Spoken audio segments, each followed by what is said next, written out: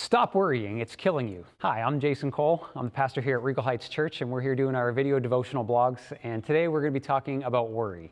It is a very important thing for us to understand what we should and should not do with worry. And ultimately, worry is something that we have been commanded and instructed by Christ to not do. He even gave the phrase, can you even add an hour? Does worry actually do anything? Can you even add to your life when you worry? Now, there's a difference between being in a difficult situation and you're contemplating and you're praying and you're thinking your way through it. But worrying is when we are fretting about something that we have no control over. So to help us to discern the differences, we often need to think about what we're worrying about and saying, is there anything I can do about this?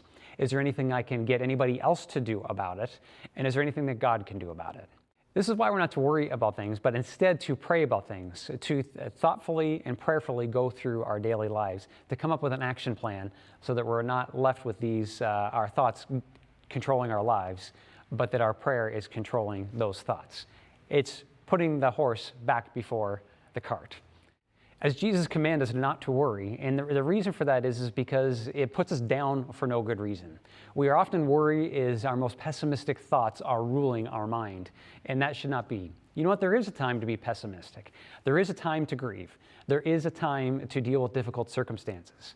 But we need to guard our heart and to guide our minds to make sure that we are not living in worry, that we are not living in pessimistic thoughts, and that we don't live in overly optimistic ones either, but real ones, based upon prayer, based upon the Word of God, and based upon what God is doing in our lives and what all the possibilities are.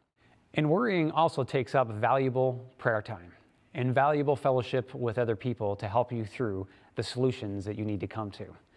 And most importantly, worry almost always takes our eyes off of Jesus Christ. We can think of Jesus telling in the book of Matthew, saying, don't worry about what to wear, what to drink, what to eat, because the pagans run after those things. Your Father knows you need them, but seek first the kingdom and His righteousness, and then the rest of this will be given to you. So if you're worrying about something today, I want to encourage you to seek first the kingdom, to pray, and then we will learn and understand how the rest will be provided for us. We also learned that when Peter went to walk on water, the Lord let him meet him out as the Lord was walking on water. Peter goes out walking on that water and sees the wind and the waves. He takes his eyes off of Christ, sees the waves, and then begins to sink. And then Jesus reaches out to catch him as he is sinking and pulls him up, and then they get into the boat.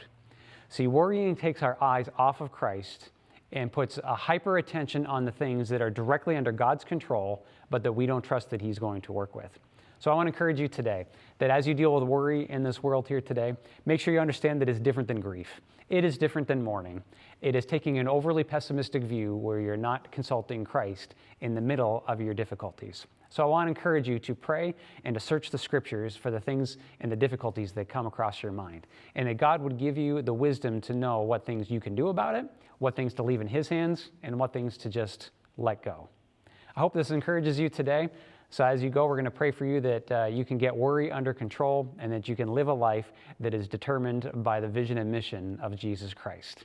So God bless you as you go. Have a great week.